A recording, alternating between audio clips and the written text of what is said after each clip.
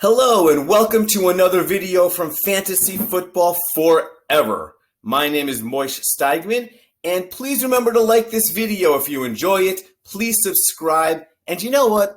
Don't be afraid to tell your friends and your league mates about this channel. Today we're going to talk about cleaning out your fantasy football attic. My kids are not particularly materialistic. They don't often beg or even ask me for new things. And the times that they do, it's usually because they really do want something. For the most part, I trust their judgment when they ask. But I do have one rule. If you get something new, you have to donate some of your current toys or possessions. Initially, that was hard for them. Very hard. Think back to your days as a kid and being asked to give something up. Remember how much you would cling to what you believed was yours. We tend to think that we always grow up as adults, and we usually do. But that doesn't mean that everything gets easier. Open up your garage, or your storage closet, or the junk drawer in your kitchen. And let's not even talk about the attic. We all know how much stuff, much of it junk, we still keep. Maybe it's laziness, maybe it's nostalgia, but usually it's the fear of getting rid of something and then shortly thereafter wanting it or needing it. Put another way, we don't want to be wrong. We don't want to throw out our toys from the 90s because they might go up in value and we'd look foolish. We don't want to get rid of something only to have to go to the store in 3 months and buy a new one.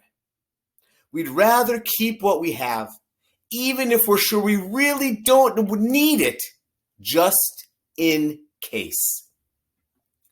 In fantasy football lingo, these items or players are called roster-cloggers. They're players that have no function on your team. They'll never start for you. And you don't really think they'll ever be good, no one wants to trade for them. But you just cannot drop them. You're scared that next week they'll go off, someone else will pick them up, and you'll look like a fool. You're nervous that you'll be the guy who gave up on a player too early. You're embarrassed that you might then trade for him later, giving up a ton when you could have just kept him all along. Here's the scoop. You're right. All of these things probably have already happened and probably will happen again. But far more often, you'll be hanging on to someone whom you don't want or need, and you'll miss out making a transaction that is much better for your team. Maybe you pass on a 1-for-2 trade because I have no one to drop. Or you don't pick up an ascending free agent because you've been holding on to another guy so long that you just can't get rid of him.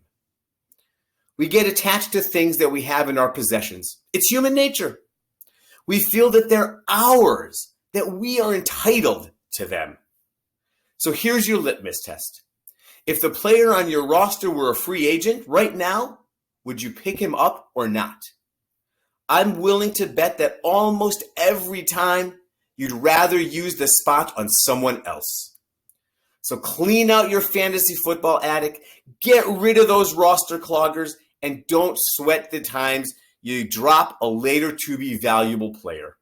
Overall, you'll gain far more than you'll lose. Now, if only I could start cleaning out my real attic. Thank you again for watching, and once again, please like this video and please subscribe.